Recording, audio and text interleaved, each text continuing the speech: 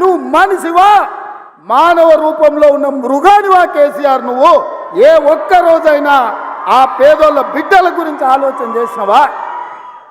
కానీ మేము మా ఇందిరమ్మ రాజ్యంలో అధికారంలోకి వచ్చిన వెంటనే నిరుద్యోగ యువకులకు కావాల్సిన 25,000 ఉద్యోగాలు ఇవాళ మేము నియామక పత్రాలు అందించినాం.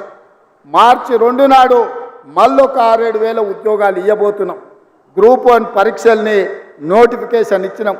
తొందరలోనే మెగా డిఎస్సి నోటిఫికేషన్ ఇచ్చి గ్రామాలలో, తండాలలో, గూడాలలో పేదోళ్ళ పిల్లలకు చదువులు చెప్పించడానికి పంతుల నియామకం చేపట్టే బాధ్యత మా ప్రభుత్వం తీసుకుంటుందని ఈ చేవెళ్ళ గడ్డ మీద నుంచి నేను చెప్తున్నా. ఇవాళ నువ్వు ఉన్నప్పుడు పరీక్షా పత్రాలు జిరాక్స్ సెంటర్లలో పల్లి బఠానీల్లాక అరాజు పెట్టి అమ్ముతుంటే సిగ్గులేనోడా? ఏ ఒక్క రోజైనా దద్దమ్మల్లో ఆ దొంగల్ని అరెస్టు చేసినవా? మేము వచ్చినాక బొక్కలేసినాం ఎవడైనా అట్లా చేస్తా అంటే.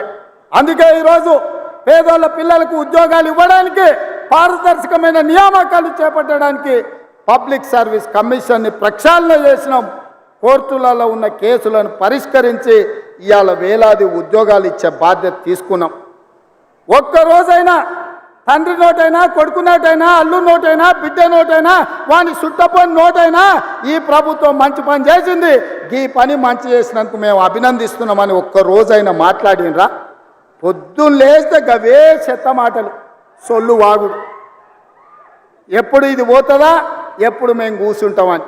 ఒక ఆయన అంటాడు ఇది 3 నెలలు కూడా ఉండదని, ఇంకొక ఆయన అంటాడు 6 నెలలు కూడా ఉండదని.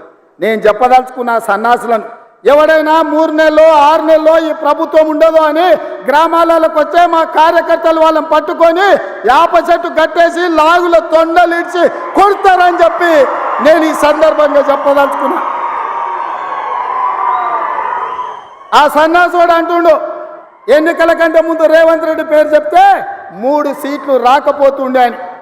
నేను ఇవాళ ఈ వేదిక మీద నుంచి ఆ సొల్లు వాగుడు వాగే కేటీఆర్కి నేను సవాలు విసురుతున్నా. బిడ్డ, ఇవాళ నేనే ముఖ్యమంత్రి, నేనే పిసిసి ప్రెసిడెంట్ను. రేపు రాబోయే పార్లమెంట్ ఎన్నికల్లో నేను సవాలు విసురుతున్నా. నీ చేతనైతే దమ్ముంటే, నువ్వు మగోడు అయితే ఈ తెలంగాణ రాష్ట్రంలో బిడ్డ ఒక్క సీటు గెలిచి చూపించు. నీ అయ్యా నువ్వు వస్తావో, నీ అయ్య వస్తాడో మా కార్యకర్తలు చూసుకుంటారు. బిడ్డ, నువ్వు అనుకుంటున్నావా అల్లా తప్పగాడని? అల్లా తప్పగాలం కాదు, అవులగాలలాక అయ్య పేరు చెప్పుకొని కుర్చీలో కూర్చోలేదు సన్నాసోడా. కింది నుంచి కార్యకర్తగా కష్టపడి జెండాలు మోసి లాఠీ దెబ్బలు తిని నీ అక్రమ కేసులు ఎదుర్కొని చెర్లపల్లి చెంచల్గూడ జైల్లో మగ్గినా భయపడకుండా, లొంగిపోకుండా నిటారుగా నిలబడి నిన్ను, నీ అయ్యను, నీ బావను బొందబెట్టి ఇవాళ కుర్చీలో కూర్చున్నాం.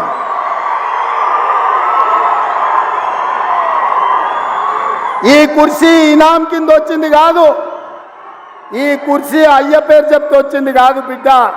నల్లమల్ల అడవి నుంచి తొక్కుకుంటూ వచ్చి నీలాగటో నెత్తి మీద కాలు పెట్టి తొక్కి ఆ కుర్చీలో కూర్చోబెట్టి నువ్వు మా కార్యకర్తలు.